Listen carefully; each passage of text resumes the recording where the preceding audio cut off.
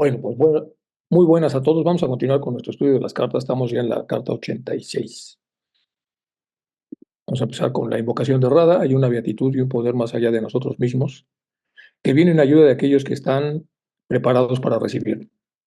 Nos dirigimos respetuosamente hacia aquella beatitud, aquellas grandes fuentes de las cuales emanan incesantemente la fortaleza y la inspiración, hacia todos los que estamos resueltos a abandonar el yo personal para desarrollarnos, aprender, compartir fraternalmente, practicar altruismo y servir sin reservas. Nos dirigimos también con respeto a los grandes seres de luz, los hermanos mayores de la humanidad, las divinidades que ayudan a la humanidad, en especial a los nuestros amados Chohan, Magachohan y maestros de sabiduría. Pedimos su auxilio para comprender lo revelable de lo oculto. Permítanos trazar un puente hacia ustedes que nos bendiga y nos facilite la inspiración apropiada. También nos dirigimos al interior de nosotros mismos, a nuestros yoes superiores. Y declaramos que queremos ser como el viento que como un pañuelo seque nuestras lágrimas, como una antorcha que todo lo ilumine, como la tierra que como un santuario todo lo posibilita, como el agua que como un torbellino todo lo disuelve, pero sobre todo como el estudiante en su mejor versión, es decir, el estudiante fiel, que nunca pone ni pondrá en duda a sus maestros, que siempre les agradece y les ama con devoción al afecto, que siempre los admira y los respeta porque sabe que son el divino camino que a todos nos aguarda. Bueno, nos quedamos aquí con la última slide que relaciona con Cicerón y estaba vinculado esto a la amistad, a la unión amistosa. Esta es una síntesis nada más de las ideas de Cicerón, que son ideas muy encaminadas en el sentido de la fraternidad. Dice que la amistad es la más política de las virtudes y puede decirse que la verdadera amistad es aquella que supera los horizontes de la utilidad, el placer, y que educa en la virtud y la verdad de tal manera que se convierte en un instrumento de conocimiento de sí mismo y del otro. De este hecho deriva su utilidad en la construcción de las relaciones humanas, dice Cicerón. En el centro de este proceso, la identidad compartida se revela como una obra que hace posible la vida en común de los diferentes, pero al mismo tiempo iguales. La enemistad, que es la contracara, la antípoda de esto, es el enfrentamiento no mediado por la política o por la ley y dominado por el interés particular, y se representa en contraposición como el obstáculo mayor a todo proyecto armónico y de preónesis individual y social, que en este sentido representa la posibilidad de realizar el famoso telos humano.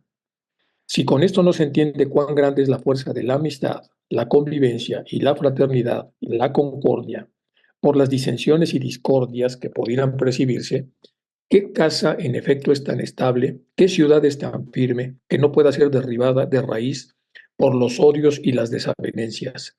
No existe. Los odios y las desavenencias terminan por derruirlo todo, por lo cual puede juzgarse cuánto bien hay en la amistad.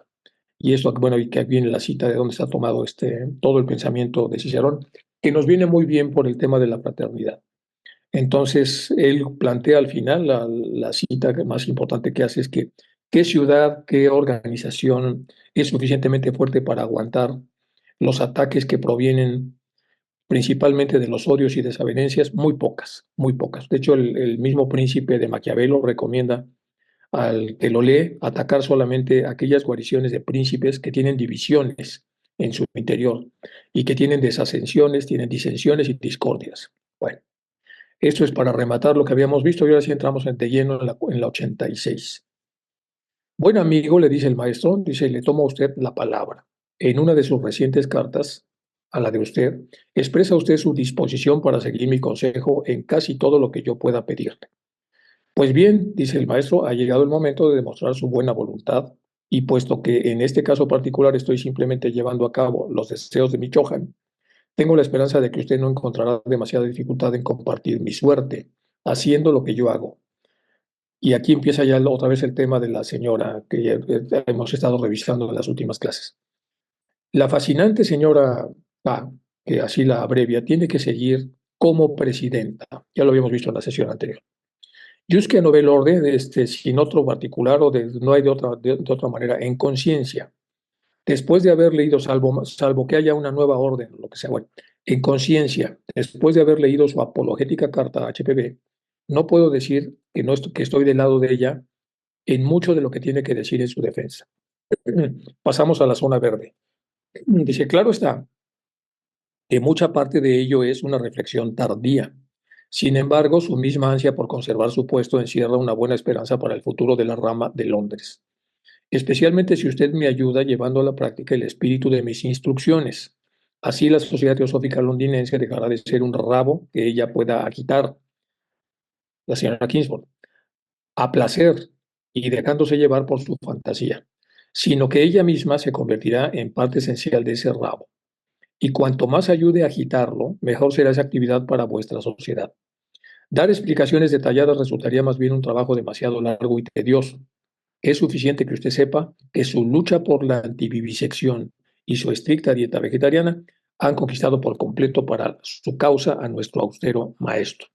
Y esas son las dos razones que pesaron muchísimo para que se quedara ella al frente de la sociedad de Londres, de la rama de Londres, y que no fuera Sinet.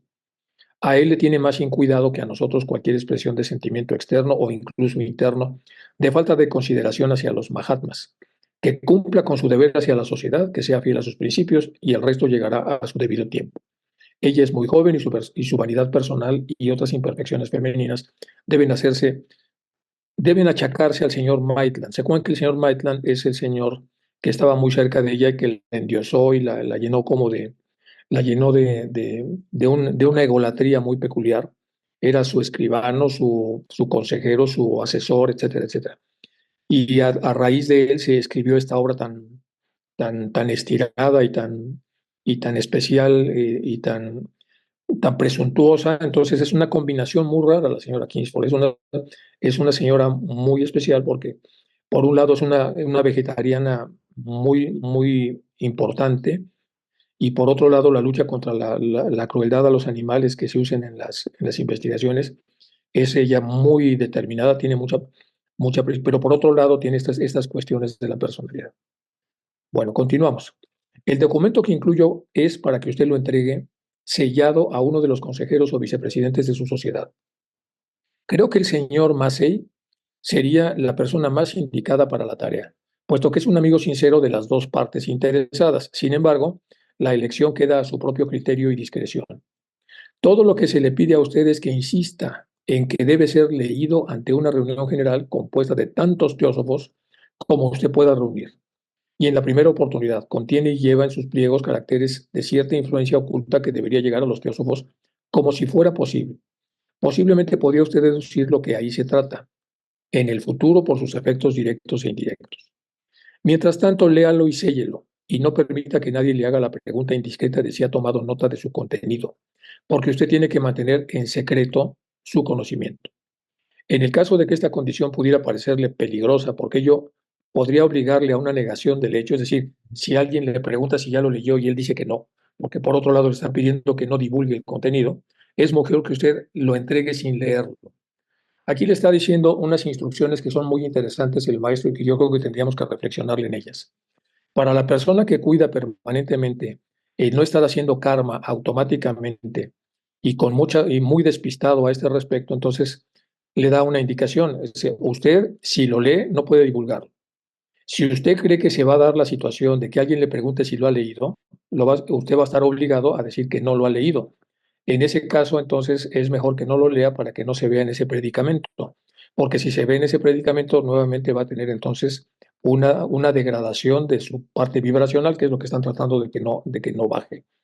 No tema, yo estoy ahí para vigilar sus intereses, dice el maestro en rojo. En todo caso, el programa es como sigue. El memorándum escrito por su... Bueno, hablando un poco más del tema, eso se llama esclarecimiento.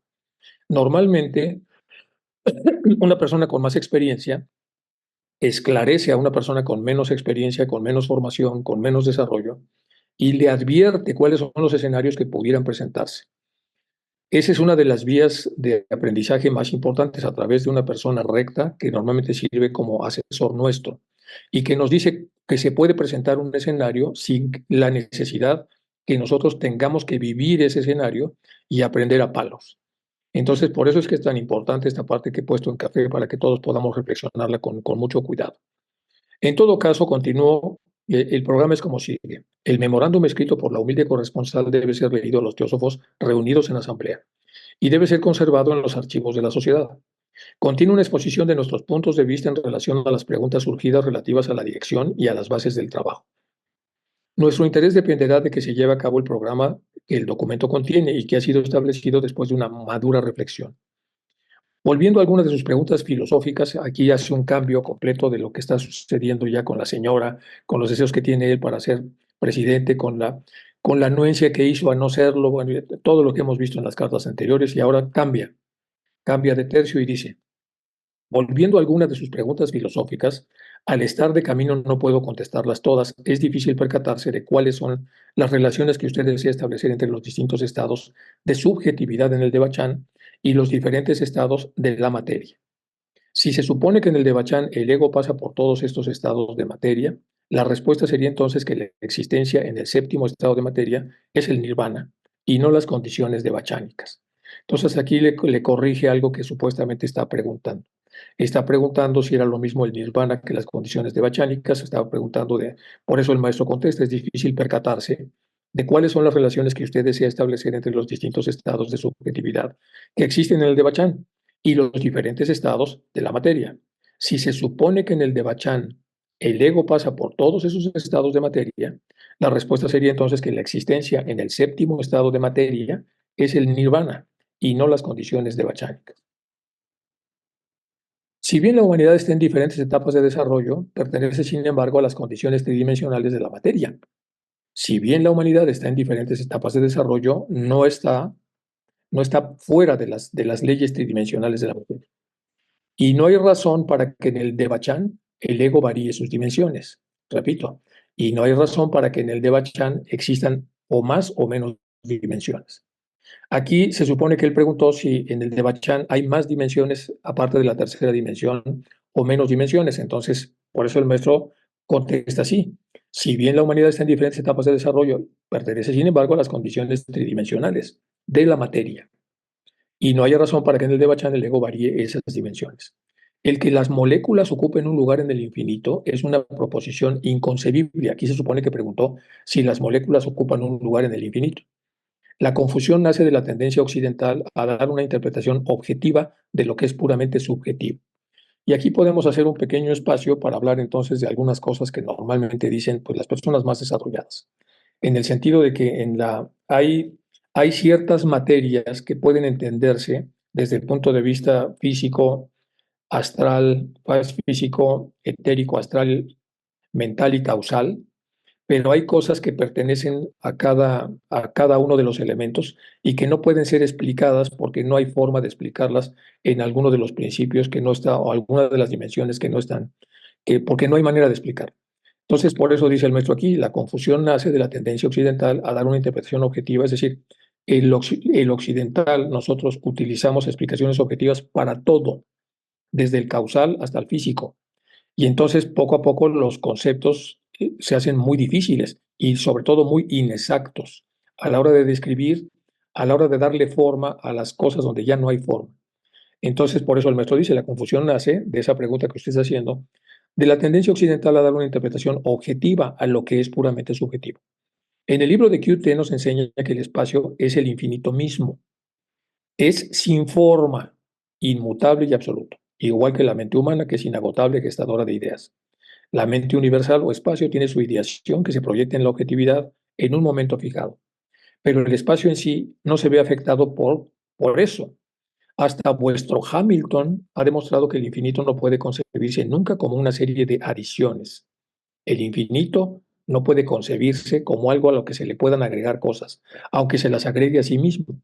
Sin forma es abstracto, inmutable no cambia y absoluto significa que no se le puede añadir nada, porque si algo es absoluto, pues significa que no se le puede añadir nada. Esto viene en algunos de los diálogos platónicos, en donde ellos empiezan a, a trabajar estas afirmaciones para darles una forma definida y delimitada. Es hasta dónde llega lo que se está diciendo y hasta dónde no. Entonces, por supuesto, si es absoluto, significa que no se puede añadir nada. Si no, sería semi-absoluto, porque si fuera semi-absoluto, quiere decir que mucho no se le podría añadir, pero algo sí. Si fuera parcialmente absoluto, entonces ya estamos hablando que la cantidad de cosas que se le puede añadir son mucho mayores, pero si es absoluto, no se le puede añadir nada. Si es inmutable, es que no puede cambiar, y si es sin forma, quiere decir que es totalmente abstracto. Bueno, siempre que usted hable del lugar en el infinito, destrona al infinito, y degrada el carácter absoluto e incondicionado. Repito, siempre que usted hable de un lugar específico en el infinito, está usando esa mentalidad occidental que le da forma a todos los niveles. Bueno, aquí está el famoso William Hamilton, quien dijo que la filosofía es una búsqueda de principios, verdades sensibles y abstractas. Es su lema. Así como el uso de la razón para sus objetivos legítimos. Ella cree que la teosofía es un medio completamente legítimo y confiable para lograr estos objetivos, especialmente en relación con la naturaleza del ego o ser mental y la relación entre lo ideal y lo real. Y aquí el maestro entonces del otro lado nos está hablando de este señor, del señor de Hamilton. Por eso dice en el último párrafo, hasta vuestro Hamilton, o sea, hasta él, este filósofo, ha demostrado que el infinito no puede concebirse nunca con una serie de adiciones. Él entiende lo que es la absolutidad. Por eso nos pasamos a este lado para reflexionarlo. Perfecciones que Santo Tomás designa respectivamente como perfección primera, perfección segunda. Perfección primera es aquel acto por el que una sustancia puede decirse perfecta, es decir, subsistente. El ser, perfección última de cualquier ente, es el acto primero y lo mismo la forma sustancial, ya que es a través de ella como el ente recibe su ser. El illud quo quid habet esse, dice la perfección segunda, es aquel acto mediante el cual una sustancia alcanza su fin, o sea, ya es perfecta, y como cualquier criatura tiende a un fin distinto al de ella misma. La consecución de ese fin se logra por la operación. Estos dos tipos fundamentales de actos o perfecciones están estrechamente emparentados. La operación completa, de algún modo, a la sustancia, pero a su vez se funda en ella como su causa, justamente en la medida en la que ésta tiene una forma y un acto de ser. Bueno, esta es una síntesis que hace Tomás Alvira de todo el pensamiento de Santo Tomás. Entonces, la perfección primaria es todo un camino para llegar a un punto. La perfección secundaria es haber llegado ya a ese punto y empezar a actuar en las condiciones y en consecuencia al punto al que hemos llegado. Bueno, entonces esto sí es mudable, la perfección humana, pero ya estamos hablando entonces del nivel humano. Bueno, los libros del Kyute son los tantras budistas tibetanos compuestos de más de 100 obras individuales reunidas en algunos 20 volúmenes. La tradición tibetana los estima sumamente por considerarlos como las más elevadas enseñanzas de Buda, motivo por el cual su acceso estaba limitado y los profanos no conocían esos contenidos. Parece obvio que para leer los libros secretos del Kyute hay que poder leer primero los libros públicos, que tienen el mismo nombre. Entonces están los libros públicos y los secretos del Kyute. Pero esta no es una tarea insignificante. Hasta recientemente incluso los volúmenes públicos se mantenían secretos para todos quienes no habían sido iniciados en ello. Es decir, para los no iniciados estaban secretos. Y por esto, por una buena razón, cuando leí la parte más esotérica del libro, más esotérico entre los libros conocidos, es decir, el capítulo Ñaña, Odisseán de Kalachadra Tantra, el primero de los libros de Kyute, quedé atónito y un poco desalentado al constatar el mundo extraño que pude entrever y lo poco que podía entender, dice el autor del cual obtuve esta síntesis. Bueno, les voy a pedir a todos que una vez que estén en su casa, con la comodidad puedan leer entonces toda la síntesis del QT, que es lo otro que el maestro había citado en la parte de atrás. Vamos a regresar entonces para que vean ustedes el segundo párrafo. Dice, la pregunta que hace usted sobre si las moléculas pueden ocupar un lugar en el infinito, dice, la confusión nace de la tendencia occidental a dar una interpretación objetiva de lo que es puramente subjetiva. El libro de QT nos enseña que el espacio es el infinito mismo y por eso estamos haciendo este repaso. Entonces, en el enfoque primario del libro, parecía ser las letras matemáticamente del alfabeto sánscrito, sus correlaciones con varias familias de deidades y la purificación de estas deidades como constituyentes burdos y sutiles de los mundos externos e internos. En otras palabras, lo que la mayoría de la gente, incluso los lectores simpatizantes, tildan de palabrería incoherente, entonces, ¿cómo podemos acercarnos a estos libros que en verdad a menudo parecen ser de una jerga incoherente? En algunas escuelas de la tradición budista, un libro atribuido al próximo Buda, Maitreya, se emplea como puente para entender los tantras de los libros del Kyute, porque proporciona lo que se considera como su base doctrinal filosófica. Este libro particular es Ratna Gota Vibrana Uta Tantra. De manera análoga, HPB comienza la doctrina secreta pidiendo a sus lectores que lean atentamente las tres proposiciones fundamentales, porque forman la base doctrinal y filosófica necesaria para entender las estancias del libro del Xian. Esto se los dejo entonces ya lo demás, la posición doctrinal del libro de Maitreya que viene allí y la doctrina secreta, la vinculación que se hace, aparece en la parte de azul. Lo voy a dejar que ustedes lo lean para que vayan ustedes armando entonces la propia relación de lo que el maestro quería que nosotros reflexionemos. Bueno, en este caso, Sinet. que reflexionara respecto entonces a por qué una mejor comprensión del infinito haría inviable ese tipo de preguntas. Bueno, pasamos a lo que sigue. ¿Qué tiene que ver la cantidad de encarnaciones con la sagacidad, el talento, la habilidad o la estupidez de un individuo? Otra pregunta así media rara. Un fuerte deseo por la vida física puede arrastrar a una entidad a través de una serie de encarnaciones y sin embargo puede no desarrollar en ella sus capacidades más elevadas. La ley de afinidad actúa por medio del el inherente impulso kármico del ego y gobierna su futura existencia. Vamos a repetir esto, que tiene que ver la cantidad de encarnaciones con la sagacidad, el talento y la habilidad y la estupidez de un individuo. Pues indirectamente sí, directamente no. Un fuerte deseo por la vida física puede arrastrar a una entidad a través de una serie de encarnaciones y, sin embargo, pueden desarrollar en ella sus capacidades más elevadas. Porque vean cómo empieza este párrafo. ¿Cuándo no desarrollamos las capacidades más elevadas? Cuando tenemos un fuerte deseo por la vida física y es lo que nos lleva a reencarnar. Encarnamos con un fuerte deseo la vida física, entonces ya no necesariamente la cantidad de encarnaciones, si son de este tipo, va a tener mucho que ver con el desarrollo del individuo. Y bueno, aquí aparecen algunas imágenes que tomé en relación a cómo se da este proceso.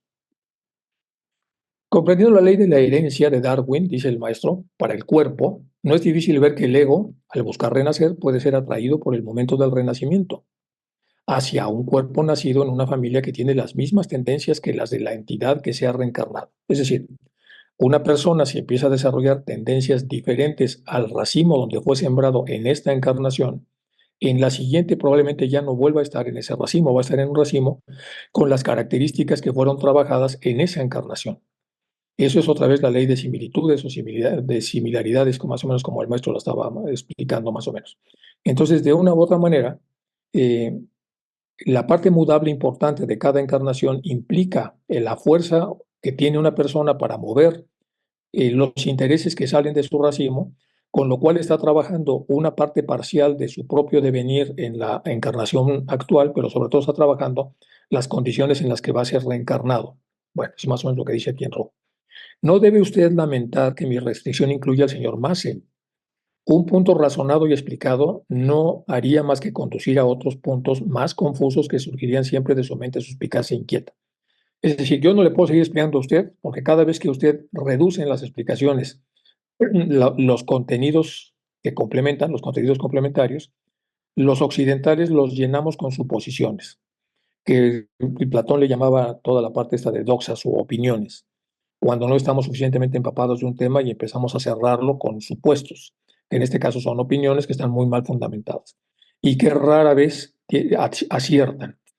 Por eso dice, un punto razonado y explicado, si yo le sigo explicando en este ascenso vertical, en donde la parte horizontal cada vez se va perdiendo en la medida que profundizamos, si no tenemos la preparación apropiada, entonces en esta verticalidad que es adelgazante, cada punto razonado y explicado no haría más que conducir a otros puntos más confusos porque tendrían entonces menos sustancia explicativa, que surgirían siempre de su mente suspicaz, es decir, usted empezaría a tartaburrear y a decir cosas que no tienen mucho sentido porque usted las está completando en un formato de opinión.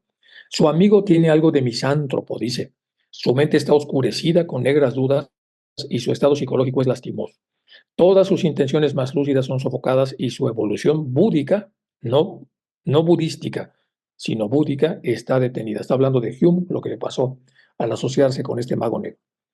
Vamos de este lado a explicar un poco. Para la ley de herencia de Darwin, el ego busca renacer hacia una familia que tiene una tendencia, propensión o inclinación a desarrollarse o evolucionar en determinada dirección. Bueno, lo que habíamos explicado de este lado. ¿Qué tiene que ver la cantidad de encarnaciones con la capacidad del talento, etcétera? Bueno, dice el maestro Cache la respuesta. Aparentemente está en la constatación de la tendencia más bien hacia la estupidez por ley de afinidad o talento, o en otras palabras, lo que decimos pensamos y hacemos constituye la tendencia hacia puntos suspensivos. Y en la siguiente encarnación, por afinidad, hay un reencuentro con lo que hemos nosotros sembrado en esta encarnación. Continuamos. Preocúpese por él, o sea, por Hume, si él no lo hace por sí mismo. Víctima de las ilusiones de su propia creación, se está deslizando hacia una cima. ¿Qué es una cima? Que es una palabra de poco uso. Es una cavidad grande y profunda en la tierra. Eso es una cima.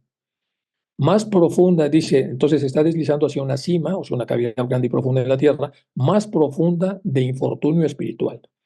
y es posible que busque aislarse del mundo y de sí mismo, refugiándose en los límites de una teología que en otro tiempo lo hubiera desdeñado vehementemente. O sea, viene del desdeñamiento de las teologías que no tienen forma y ahora que va a entrar en una crisis que él mismo provocó sobre sí mismo, por los malos amigos a los que se juntó, ahora probablemente exista una cima, un infortunio muy profundo que lo hará regresar otra vez a aceptar cosas que ya había superado. Bueno, es más o menos lo que está diciendo. Se ha intentado todo esfuerzo posible para salvarle a Hume, especialmente por parte de Olcott, cuyo amor fraternal le ha impulsado a lanzar las más cálidas llamadas a su corazón, como usted sabe. Pobre, pobre ser extraviado. Mis cartas son escritas por HPB, dice él, y él no tiene ninguna duda de que yo conseguí las ideas robadas del señor Kittle, de la cabeza de ella. Pero dejémoslo en paz, todas las especulaciones que hace. Nuestro amigo Samuel Ward lamenta el desconcierto de su amigo Ellis. Esto tendría que afectarme a mí y supongo que a mi regreso es conveniente que vea a un par de cuernos. Los codiciados cuernos no podían ser recogidos por alguna caravana allí donde hubiese sido abandonado naturalmente por el animal. Pues solo de este modo el tío Sam puede esperar honradamente que yo le ayude, porque no querrá usted que yo me encargue con un rifle al hombre y que deje el budismo esotérico a mi espalda a pie de los riscos de las gamuzas. Bueno, vamos a explicar un poco esto.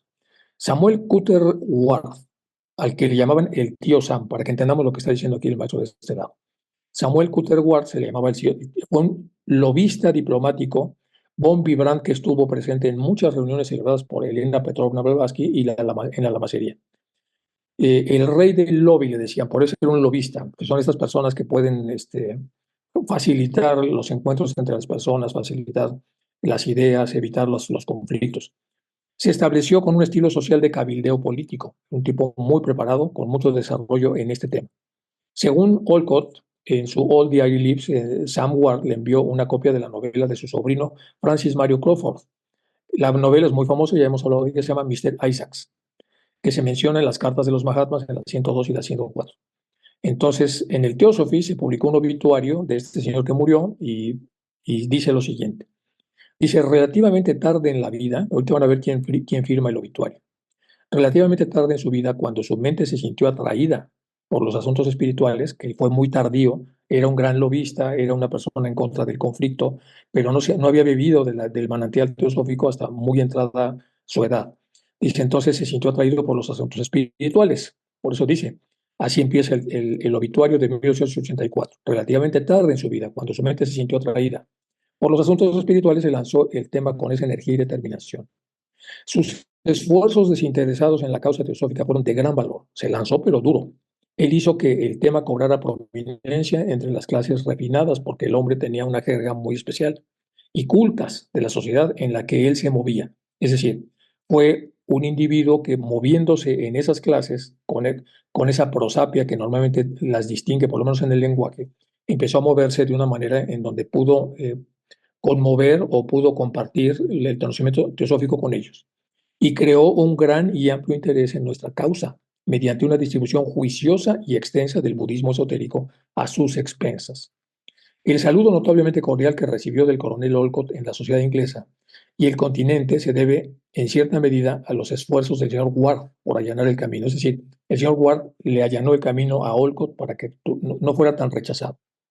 El homenaje de William Stanton Moses en Light, es decir, Moses también hizo un obituario. Y dice, con gran pesar, registro la muerte de Sam Ward. Aquí en vez de Samuel le dice Sam como su amigo, el familiar tío Sam, al que le decíamos tío Sam, de un círculo muy grande de amigos. Su rostro afable y su voz alegre serán extrañados por mucho tiempo por todos. Su rostro afable y su voz alegre. Las repúblicas de este país han dado testimonio de su influencia y el afectuoso respeto que inspiraba en ambos lados del Atlántico. Era cosmopolita en sus gustos y simpatías, un hombre de mundo, en el mejor sentido de este término tan abusado. Pero aunque los periódicos públicos han dado testimonio de ello, inexplicablemente han pasado por alto el hecho de que el señor Ward era un espiritista viejo y experimentado, y que en los últimos años había dedicado mucha atención a las afirmaciones de la teosofía, siendo miembro de la Logia de Londres de la Sociedad Teosófica, afirma William Stanton Moses, con mucho pesar y hablando muy bien de este señor. Vamos a regresar de este lado entonces para ver lo que está diciendo el maestro. Dice en el último párrafo, nuestro amigo Samuel Ward, y hablamos de quién es, ya lo explicamos, lamenta el desconcierto de su amigo Ellis. Esto tendría que afectarme a mí, dice el maestro, y supongo que a mi regreso sería conveniente que vea un par de cuernos. Los codiciados cuernos no podían ser recogidos por alguna caravana allí donde hubiese sido abandonados naturalmente por el animal. Pues solo de este modo el tío Sam, o sea, otra vez el señor Ward, puede esperar honradamente que yo le ayude. Solo de ese modo el tío Sam puede esperar honradamente que yo le ayude, porque no querrá usted que yo me cargue con un rifle al hombro y que deje el budismo esotérico a mi espalda a pie de los riscos de las gamuzas. Las gamuzas son unos venados que crecen ahí en el Himalaya. Ahorita les puse una foto ahí para que también puedan ver. Bueno, continuamos. Ahí está la gamuza. No querrá usted que yo me cargue con un rifle al hombro y que deje el budismo esotérico a mi espalda al pie de los riscos de las gamuzas, donde las gamuzas normalmente se paran. Y cerramos ya la carta. Siento que haya tomado la molestia de escribirme sobre Baraduj. Le conozco muy bien y también a su asociada. Hay más de un rasgo en su carácter que estimo y respeto. Él no es inmoral y nada de lo que pudiera decirse en favor o en contra de él por parte de la señora K, otra vez la vamos a señora K, ni siquiera por parte de usted mismo podría cambiar o influir en mi opinión de él y de la señora Besant, de Annie Besant. Sin embargo, el libro publicado por ellos, The Fruits of Philosophy, es escandaloso y extremadamente pernicioso en sus efectos, sean cuales fueran los objetivos benéficos y filantrópicos que les llevaron a la publicación de esa obra, no lo hicieron bien, dice el maestro. Lamento muy profundamente, mi querido amigo, verme obligado a disentir ampliamente de usted y mi punto de vista sobre este tema. Preferiría evitar tan desagradable discusión, o sea, no quiere entrar en ese tema. Como de costumbre, a HPB le faltó tacto al comunicar que se le encargó que dijera a la señora K, pero en general lo expresó correctamente. Y yo no he leído la obra, ni lo haré, pero tengo ante mí su impuro espíritu, su aura brutal, y repito que desde mi punto de vista, los consejos que se dan en la obra son abominables, y los frutos de Sodoma y Gomorra, más que de la filosofía cuyo mismo nombre degrada el libro. Cuanto antes dejemos de lado este tema, mejor. Y ahora tengo que irme. Bueno, aquí está hablando entonces de la famosa obra esta que se publicó. Entonces se llama The Fruits of Philosophy, los frutos de la filosofía. Y por lo visto es un libro, pues ya como el maestro no quiso tocarlo ni analizarlo, yo estoy en la misma fuente y para que no veamos esto con morbo, pues tampoco lo saqué ni lo voy a analizar. Entonces simplemente es de esos libros que no hay que abrir de acuerdo a lo que el maestro aquí recomienda. Y ahora tengo que ir, me dice el maestro, el viaje que me espera es largo y tedioso y la misión es casi desesperada. Sin embargo, algo bueno se hará. Siempre suyo, sinceramente, KH. Esto de sinceramente y siempre suyo es la forma como tradicionalmente se terminan las cartas en inglés. Es sincerely yours. Es una, por eso continuamente el maestro lo dice al final de sus cartas. Bueno, vamos a pasar a la carta 87. Vamos ya en la carta 87. eh, y aquí había que hacer un pequeño repaso de la carta recibida por, dice, para comprender más las respuestas tendría que considerar la estancia eterna del Sababat. Bueno, Sababat es la materia y sustancia. Ok, y esto se los dejo entonces para que puedan ustedes repasarlo. Lo di en las clases estas del mal, di una cosa similar eh, para la pregunta que está relacionada con Sababat. Entonces, o le toman una foto o esperan a que esto salga en YouTube para que lo puedan, al que le interesó la pregunta, pueda leerlo otra vez con calma. Esta foto es muy bonita porque es el uroboro que está en cierta dimensión de amplitud y hacia adentro hay otro uroboro, o sea, otro ciclo con sus ramificaciones para juntarse al ico que sí, que se llama casi como el ciclo Z, y luego hacia adentro hay otro más pequeño y así sucesivamente, y luego como estaba en la cultura precolombina de ese lado. Pero bueno, sí podemos hacer nosotros aquí algunas especulaciones respecto a cómo se pasa de dimensión en dimensión y los autores que han podido tratar de explicar esto. Aquí tenemos a muchas de las obras de Escher, en donde vemos, este es el camino sin fin de los que van subiendo y bajando, que parece que siempre regresan al mismo lugar de donde habían partido. Este, en la parte de arriba hay dos seres humanos vistos en un formato de construcción y de construcción, y bueno, son las figuras de Escher para hablar un poco de cómo funciona esto. Aquí tengo un video pequeñito quiero que veamos además algunas cosas relacionadas con este tema de la elasticidad de las galaxias, etcétera, etcétera. Bueno, es este señor que nos va a hablar.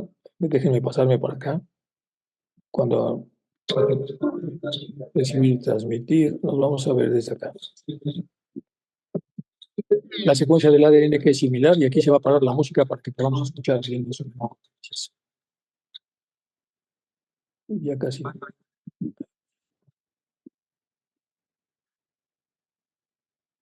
Aquí empezó ya.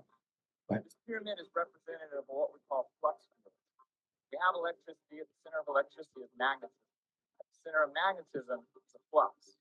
A higher dimensional energy known by many names such as dark energy, tachyons, monopoles, gravitons. We call it etheron energy. It's the energy that's keeping us conscious and alive. It's not a static or stationary energy. It's a pulse, it's a surge, beating heart of all existence. The ultimate fundamental particle in the universe, the God particle, and I know how to harness it. This energy is the source of all time, motion, and vibration. The only thing that comes from the whole is zero, center of the cyclone. It emanates linearly in all directions, penetrating everything without any resistance. It cannot be shielded. As it penetrates, it leaves a grain. It shows you how things move, how they stick together or come apart.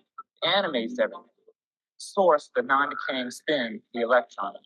You combine it with a coil, you get a perfect mathematical vortex consisting of a positive electromagnetic energy radiating out and a negative backdraft counter space, which is the same as gravity, allows for contraction. Etherons are literally the glue that holds the universe together. Einstein called it an inertia ether. Ultimately, when this is arrayed in 2 and 3D shape, which is what I discovered, it forms a shape commonly known as a torus or a donut. It's nearly 20 years later. What I found was this. Essentially, this thing is a heat sink. It's a temperature regulator, just like the human body.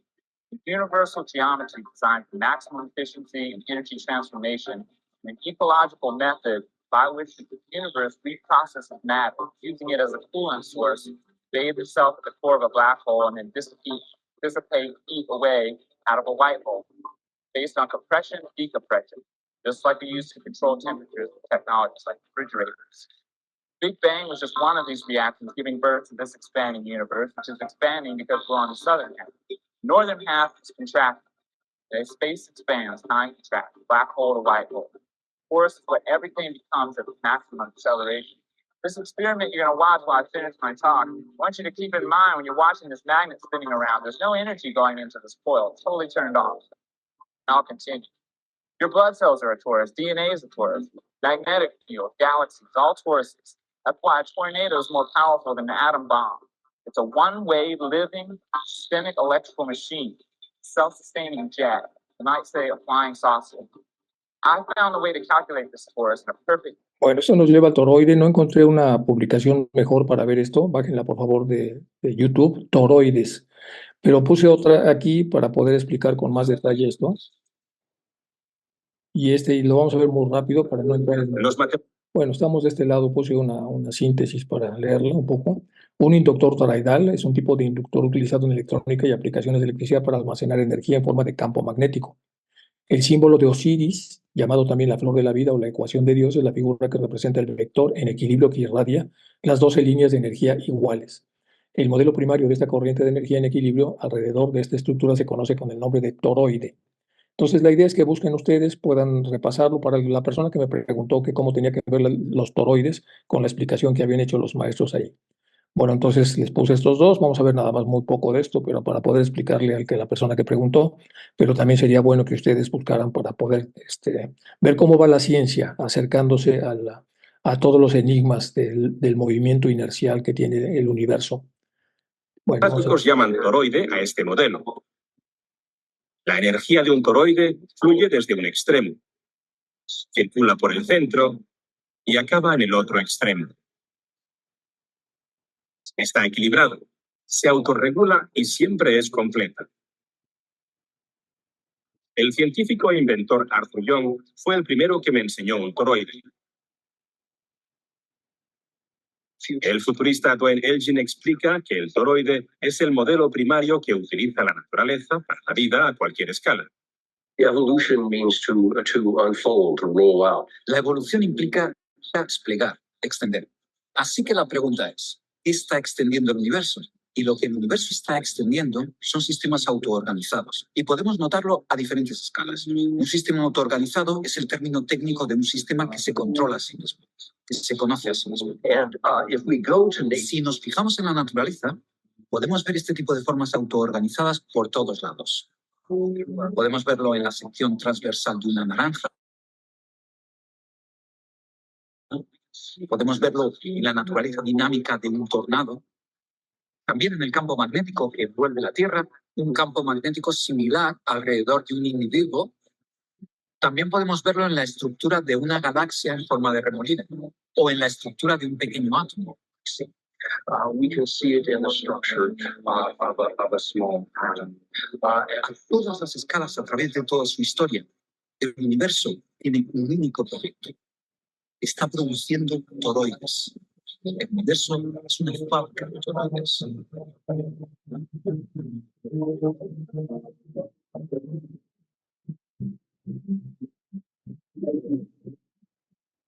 Estas dinámicas toroidales son visibles a varias escalas. Una de ellas a nivel galáctico, compuesto por grandes estructuras giratorias que contienen miles de millones de estrellas. Generalmente, esas galaxias giratorias parecen tener enormes brazos y tienen vórtices que van desde el centro hasta el extremo del halo galáctico que las rodea. Las estrellas se mueven desde este disco galáctico hacia el halo, bajando hasta los vórtices y así sucesivamente. Sabemos que algunas estrellas ya han realizado dicho camino, como la estrella Arturo. Incluso se podría describir así la atmósfera de nuestro planeta. El tiempo baja desde el polo norte hasta el ecuador y luego vuelve a subir. Y desde el polo sur sube hasta el ecuador y luego vuelve a bajar. Incluso la dinámica de la superficie del Sol es muy similar. Por supuesto, estamos analizando desde un punto de vista externo en un modelo a pequeña escala. Pero si lo aplicamos al sistema solar, se incluye la galaxia, la cual está dividida en un grupo de galaxias, que a su vez forman parte de un grupo mayor, nos encontramos en un mar ilimitado, por ejemplo, todo el cambio de esta mitad.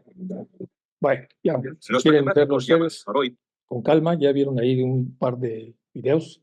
Sobre todo el segundo está muy interesante. Ese señor que está entrevistando, él formaba parte de un equipo que hizo para tratar de estudiar los movimientos del cosmos hace mucho tiempo. Y si ustedes abren también ese video, van ustedes a verlo más joven, juntando gentes para un grupo de discusión. Ahora está un poco mayor y está entrevistando a otros científicos para poder explicar estas cosas estos temas relacionados con el magnetismo y cómo el magnetismo funciona para generar un movimiento. Por eso están hablando entonces de la parte toroidal.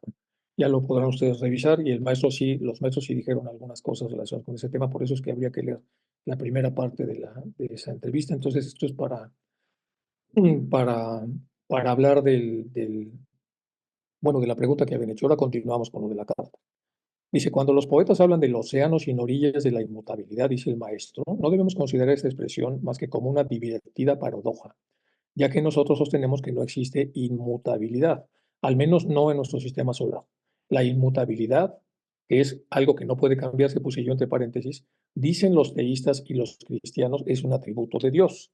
E inmediatamente después de ponerle a Dios el atributo de la inmutabilidad, inmediatamente dotan a ese Dios con todo tipo de cualidades y atributos mudables y variables.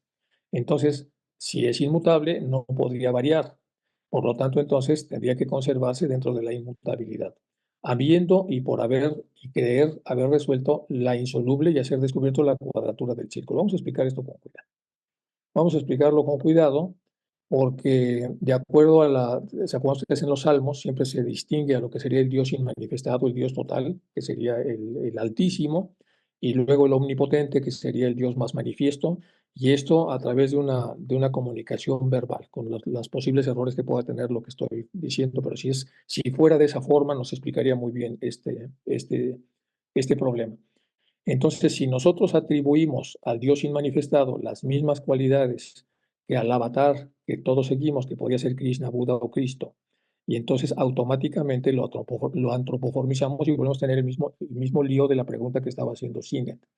Entonces, de ahí pasamos de la sutilidad que tienen esos avatares a la sutilidad máxima donde ya no hay forma. Por eso dice que estos dioses mayores, dice la inmutabilidad de los teístas, que significa lo que no puede cambiarse, dicen los teístas y los cristianos, es un atributo de Dios, pero luego empiezan a contaminar esas dos figuras y dicen que Dios tiene cualidades y atributos mudables y variables. Habido y por haber, creen haber resuelto lo insoluble y haber descubierto la cuadratura del círculo, de la cual tampoco vamos a hablar porque es un tema largo. A esto contestamos que si eso es lo que los teístas llaman Dios y la ciencia, fuerza y energía potencial, se convertiría en inmutable, aunque fuera por un solo instante, aún durante el Maha Pralaya, periodo en el que incluso Brahman, el arquitecto creador del mundo, se dice que está sumido en el no ser. Entonces es cuando viene la inmutabilidad. Entonces no podría existir ningún Manvantara, si es que esto fuera permanente. Entonces solo es momentáneo, porque después de ese momentum aparece nuevamente el movimiento, con lo cual surge el Manvantara. Y solo el espacio reinaría inconsciente y supremo en la eternidad del tiempo. Sin embargo, el teísmo, al hablar de una inmutabilidad mudable, no es más absurdo que la ciencia materialista cuando habla de la energía potencial latente.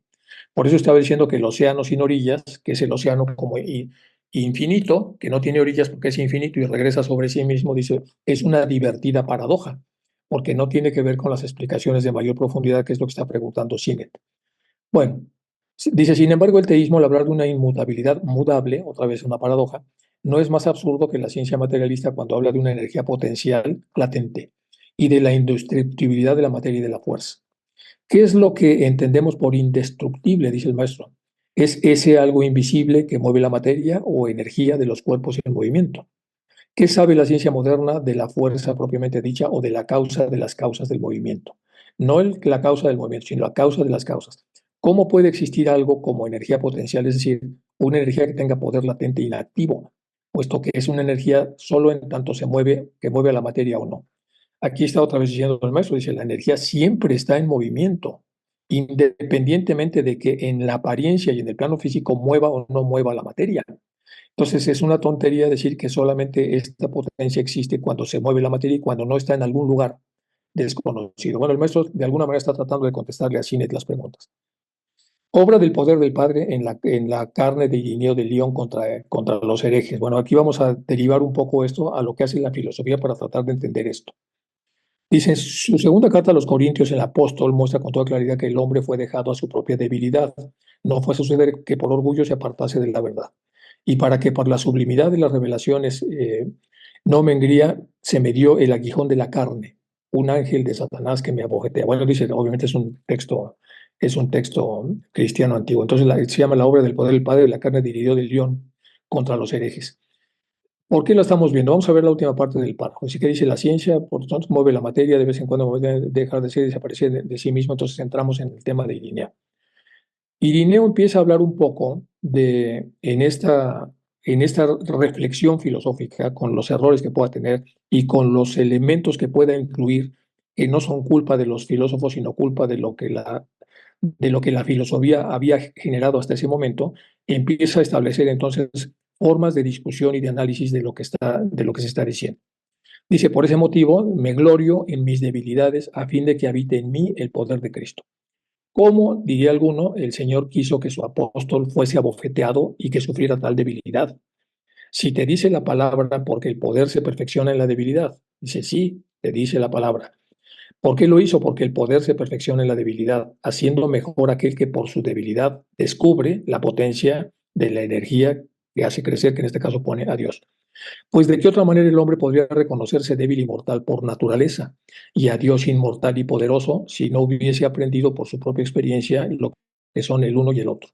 Esta disquisición que hace Irineo, que es muy interesante, la pongo a consideración para que se lea, para ver cómo los filósofos trataban. Algunos ya habían encontrado esa paradoja de la que habla el maestro Cache y la habían explicado como pudieron en el momento que pudieron y en el entendido de que si no lo podían de esa manera, pues los llevaban a la hoguera. Entonces hay que entender también por qué se explican como se explican algunas cosas de este Irineo de León.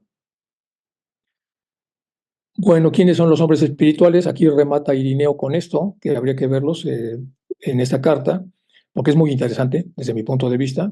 Eh,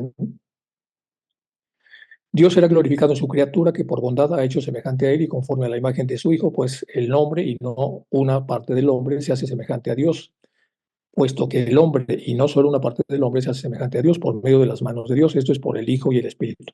Pues el alma y el espíritu pueden ser partes del hombre, pero no todo el hombre. El alma y el espíritu pueden ser partes del hombre, pero no todo el hombre, sino que el hombre perfecto es la mezcla y la unión del alma que recibe al espíritu del Padre y mezclada con ella la carne, que ha sido creada según la imagen de Dios. Por eso dice el apóstol, hablamos de la sabiduría de los perfectos, llamando a los perfectos a quienes recibieron el Espíritu de Dios y que hablan en todas las lenguas por el Espíritu de Dios, como él mismo hablaba. Estos son los espirituales porque participan del Espíritu, pero no desnudos y privados de la carne, porque todos tienen carne o todos tenemos, como si lo recibiesen solo de manera desnuda. Pues si alguien prescindiera de la sustancia de la carne, esto de lo de la criatura quisiera entender lo anterior como dicho solo en el puro espíritu. Entonces no se podría hablar de un hombre en cuanto tal espiritual, sino solo el espíritu del hombre, y no del hombre como una extensión completa del espíritu y del espíritu de Dios dentro de este espíritu. Lean esto porque se parece mucho a los diálogos platónicos, y es una gimnasia, por supuesto, teniendo las respectivas proporciones de dónde estaba sembrado el filósofo teólogo que está haciendo esta disquisición, para que podamos entender cómo trata de explicar esta dualidad de la cual estaba hablando el maestro. Es lo que se me ocurrió ponerles, pero bueno, hay mucho que se puede poner a este respecto. Ok, dicen, saludos, porque puesto que los telegramas de la señora Kingsford y el señor Sinet y mi carta desde Mysore no han sido totalmente comprendidas, ya pasó lo que el maestro estaba diciendo en la carta anterior.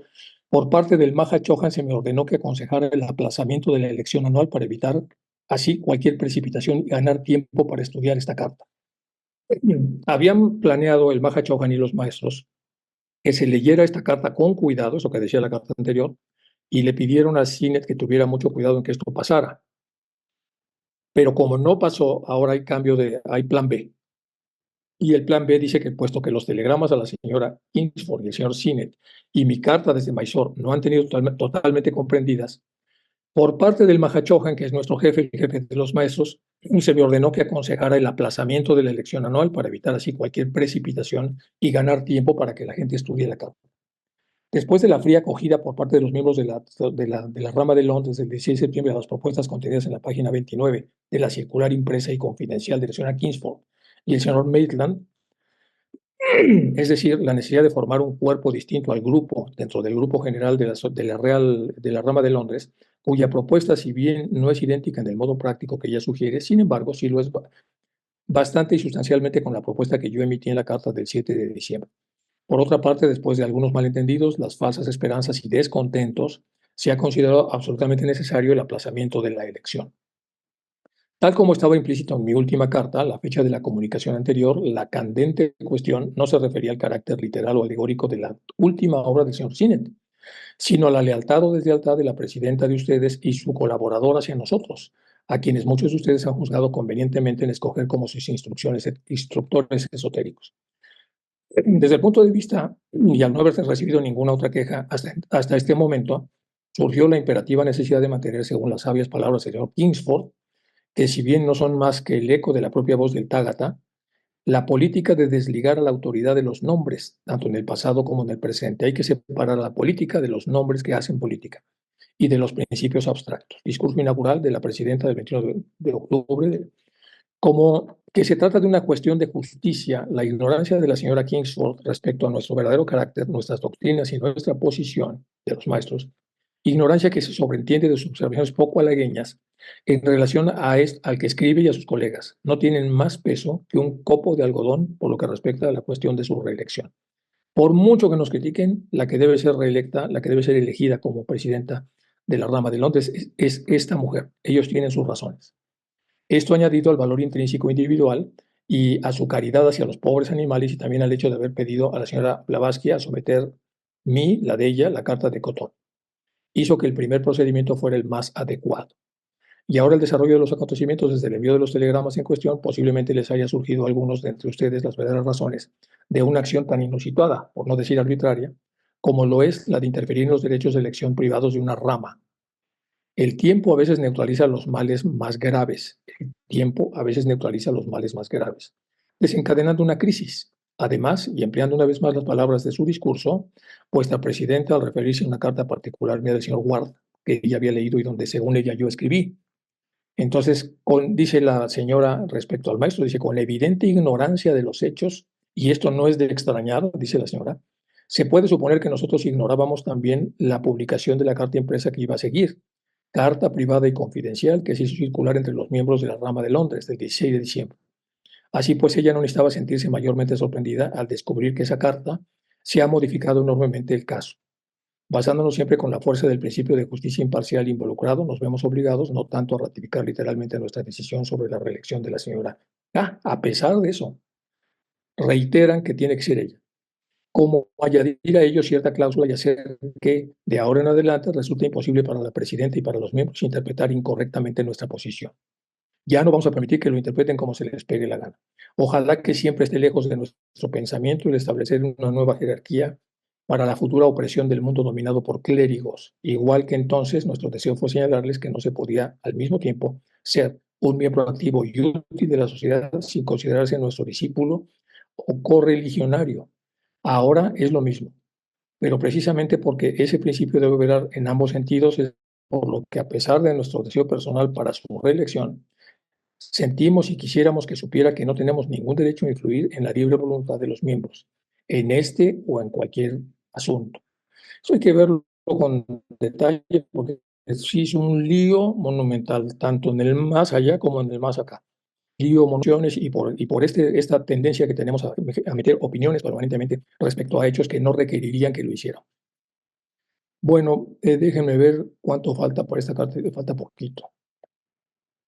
Y luego ya entramos en otra sección, que es la sección sexta de las cartas, que es espiritismo y fenómenos, que ya empezaría con la carta 88. Eso lo vamos a ver con más calma, luego la 89, porque vienen cartas muy pequeñas. Eso lo vamos a ver después. Entonces, la próxima sesión vamos a entrar ya en esta parte que es la sección sexta, y mientras nos vamos a quedar aquí. Semejante interferencia entraría en flagrante contradicción con la ley básica de esoterismo que se debe. Nos vamos a quedar aquí, en esta parte, que es en esta página. Bueno, voy a dejar de compartir para pasar entonces a las preguntas y comentarios y ayudas para que entendamos con más claridad lo que aquí hemos presentado. Ángela. Bueno, el único comentario que quiero hacer es que fíjense ustedes que a pesar de los errores que uno puede cometer cuando está joven, si uno trabaja, digamos, espiritualmente y en sus mismos errores y efectos, puede llegar a cambiar completamente. De hecho, el maestro habla allí de ese libro que es un libro que ni siquiera él quiere leer. Y sin embargo, fíjese, ella lo hizo estando muy joven, a Nivesan. Y sin embargo, fíjese a dónde llegó ella y que el maestro la recibió. A HPV la recibió como su alumna, que ella le enseñó a Nivesan. Entonces quiere decir que cuando uno se tropieza, debe pararse y seguir adelante, pero también hacer el esfuerzo interno de los cambios y darse cuenta dónde están nuestros errores. Eso es lo que el maestro quiere decir allí al poner eso. Pienso yo, claro, que esa es mi opinión muy personal, ¿no? Y quería dejar eso en claro porque se podía pensar, oh, no, pero como Anivesan hizo eso y que no sé qué. O sea, la crítica que siempre tenemos una tendencia, ¿no? Entonces yo quiero hablar en ese sentido, defendiendo un poco el punto ese del error que ella cometió de joven, pero lo supo subsanar y seguir adelante y espiritualmente trabajar en ella. Y al trabajar en ella, trabajó también en favor nuestro. Gracias, hermano. Eso era todo lo que quería decir. No, totalmente Gracias. de acuerdo. Y como si estábamos hablando antes de la mudabilidad o no mudabilidad que lleva a la perfección, por eso hay que vincular, como dice Ángela, las dos cosas. La mudabilidad que es propia de nosotros, y mientras más se sube hasta el Dios inmanifestado a la inmutabilidad, pero dentro de esa perfección que tiene la luz, en esa serie de escaños, por supuesto, si una persona comete errores y no sale de esa cancha o sea, entiende que está mal, y sale de esa cancha a una cancha donde se deja influir por las cosas que realmente debe leer y debe influirse, entonces automáticamente empieza su propia productividad, su propio talento empieza a fluir dentro de ese nuevo esquema. Y no solo va a ser bueno para esa encarnación, como ya habíamos visto, sino que eso se queda para que en una siguiente encarnación la persona entre en un racimo en donde ya las cosas están más apropiadas, para no tener que hacer ese cambio tan abrupto. Por lo menos yo lo había entendido así. Sí, estoy totalmente de acuerdo con Ángeles. Hay que verlo pero también habla el maestro del problema este del que tenemos los occidentales de generalizar y nos vamos sobre el error y ahí generalizamos que una persona porque hizo una estupidez ya es un estúpido y no lo dejamos que haga, por lo menos, no lo observamos en 100 ocasiones para sacar un promedio. Entonces, por eso es que es tan fácil que nos vean la cara en los diarios y en todo lo que leemos, porque nos ponen una versión de la realidad única y con eso ya generalizamos. Y todavía hasta la fecha, eso tiene hace 150 años, pero hasta la fecha seguimos metiendo la pata con eso. Nos lo creemos todos, somos pasivos. Cuando leemos el periódico no tenemos debate, solamente estamos leyendo y lo damos por hecho, simplemente con la autoridad que pueda tener la persona que escribe. Entonces es un lío, que por eso tenemos que, como dice Blavatsky, hay que averigüe, lea, estudie, vea las opciones en contra y luego saque su criterio. Eso es totalmente, y es lo que tendríamos que hacer de acuerdo a lo que dice Ángela a este respecto. Hay que ver toda la historia de Annie Besant y si pudo cambiar de cancha o no, por supuesto que cambió. Y una vez que cambió, empezó a desarrollar una cantidad de obras impresionantes y todas ellas muy bellas, por lo menos las que vienen al final de su desarrollo. Muchas gracias, Ángela. Patricia. Hola, Enrique, muy buenas tardes a todos o buenos días. Tengo una pregunta que ahorita me surgió, Enrique, a ver si me pudieras ayudar con ella. Entonces, en cada reencarnación que nosotros hacemos, obviamente tenemos los escándalos que vamos adquiriendo de vida en vida, más los nuevos escándalos que vamos a aprender en esta vida, ¿o cómo está, Enrique? Por mérito propio, ¿no? Gracias. Cada cosa que hacemos, pensamos o decimos es lo que yo entiendo, genera una vibración, una resonancia, un guardadito. Y si ese guardado es suficientemente grande y tiene que ver con nuestro proceso evolutivo, puede hacer que salgamos de estos círculos que el maestro ya había dicho, de reencarnar siempre en lo mismo y en lo mismo, porque lo que nos mueve es otra vez la carne. En el momento que despertamos, y luego mete a Ward, que vean ustedes la combinación de la carta, es una belleza porque luego mete a Ward, que también tuvo una vida pues, de lobby y de la bebida fina y todo, pero luego despierta la espiritualidad y hace un trabajo impresionante. Entonces, hay que mezclar todo porque al final la persona, toda la enseñanza que viene en la carta, que lo que están diciendo, creo yo, es que por muy tarde que despiertes, si te entregas de corazón a una causa, y al entregarlo haces un bien impresionante con toda la energía que ya traes y con todas las relaciones que tienes, evidentemente que en la siguiente encarnación vas a tener un mejor lugar totalmente diferente al que tenías, conservas esas habilidades y las pones al servicio de ese nuevo lugar, que se suponemos que es una encarnación en donde tienes más facilidades para estar con personas que tienen que ver con espiritualidad. En, hasta donde sé y donde me ha tocado estudiar en los monasterios estos que hay en Oriente, siempre se habla de que las mejores encarnaciones son aquellas en donde vas a tener maestros espirituales y vas a tener posibilidades de entrar en un camino espiritual. Esas son las mejores encarnaciones. No se están fijando en edificios ni en lujos, se están fijando en que existan esas condiciones. Porque de alguna manera tú solito estás fraguando el camino hacia allá. Es lo que yo entendí a ese respecto de lo que decía la carta. Pero es interesante que veamos la carta porque no es una carta, parece la Biblia casi, porque de repente entran en otro nivel y empezamos a ver ahí correlaciones entre las ideas y una cosa tiene que ver con la otra y la otra con la primera e incluso consecuencias de cartas, que pueden ser 3 o 4 o 5. Aquí el compilador, pues es un compilador que obviamente no está a la altura de los maestros, todos hizo un gran trabajo porque nosotros podemos tener pues estas cartas más o menos en este entorno, pero podemos también vincularlas con las cartas de manera cronológica. Pero siempre vamos a estar viendo ahí como ramificaciones y vinculaciones de lo que se dice en la página 1, tiene una resonancia en la 3 y en la 5 y en la 7. Y hay un mensaje que pasa por diferentes formas. Eso es muy bonito de las cartas. Es muy difícil de hacerlo, pero es muy bonito, porque al final te da una idea de que puedes como ir como consolidando más lo que ahí se va diciendo hasta llegar al punto. Emilio. Hola Enrique, gracias por todo. Hombre, Mira, solamente quería hacer un brevísimo comentario, es más bien un añadido al comentario que Ángela ha hecho sobre Annie Besant y también tú lo que has comentado posteriormente. Y es que hoy, si no estoy mal informado, es el aniversario del nacimiento de Annie Besant, precisamente el 1 de octubre. Y creo que en Nadiar están celebrando este evento en conmemoración suya y poniendo en valor, obviamente, lo que representó Annie Besant. Yo, francamente, me siento muy agradecido a toda la obra de Annie Besant. Me ha ayudado siempre a entender mm, la teosofía, tal como ella la explicaba en sus libros básicos y los más avanzados.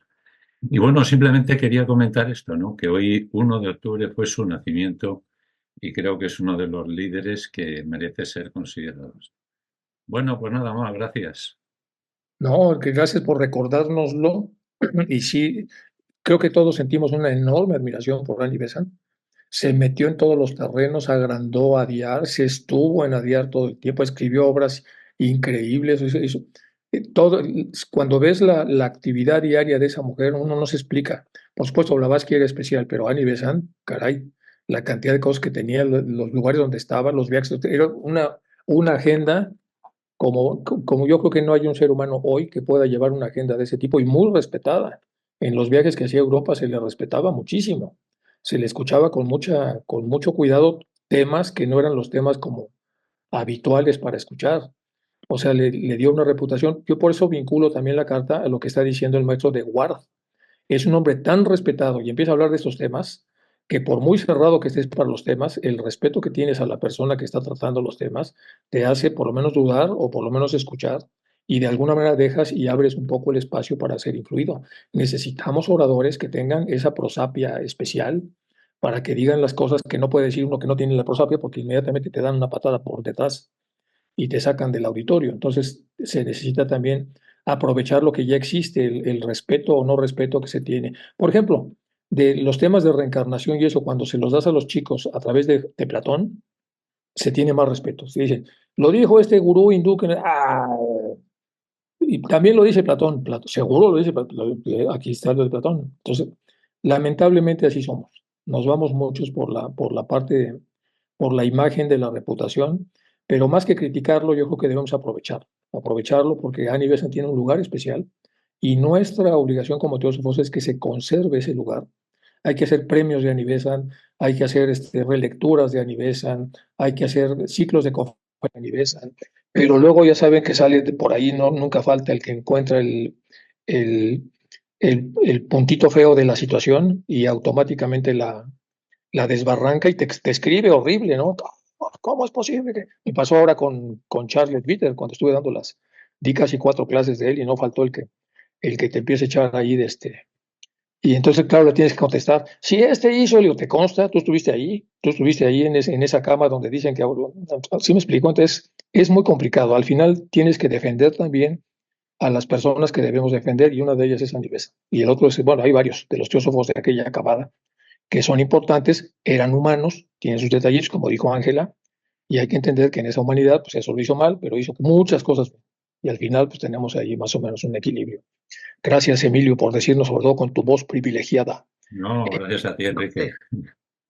Ya se metió ahí el Siri, perdonen. Ya dijo que lo sé. Mati Chávez, ¿ya habías preguntado? Creo que sí, ¿verdad? Sí, Enrique, pero me surgió otra pregunta, a ver si me pudieras ayudar.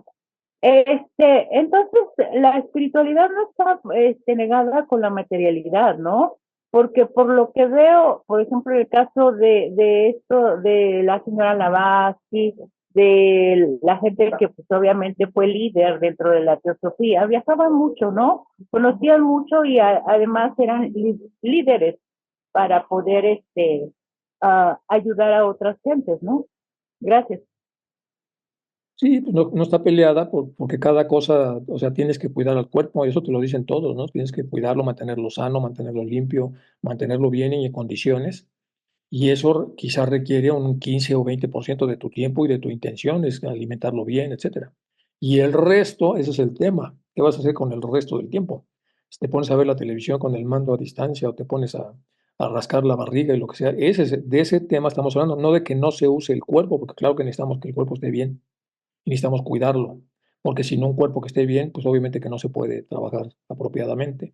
Entonces, tienes que tener un equilibrio. Lo decían los antiguos también, ¿no? Mente sana en cuerpo sano. Eso es muy común que se trabajara también la salud del cuerpo y ya en la profundidad de la soledad con la salud necesaria, te pones a estudiar filosofía, a discurrir, a hacer tertulias, a conocer gentes, etcétera. Y eso era más fácil hacerlo en Europa, pues primero por la cercanía que hay ahí entre las diferentes ciudades. Pero eso de que viajaban, pues ojo que los viajes ahí para ir a la India eran 3 semanas, casi casi en barco.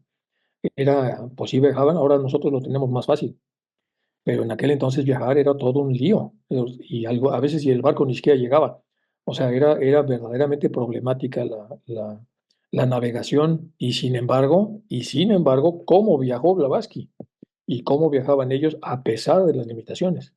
Y ahora que tenemos aviones no viajamos, pues imagínate, así es la vida, es una enorme paradoja que no hagamos lo que ellos hacían tan difícil, ahora nosotros no lo hagamos por comodidad.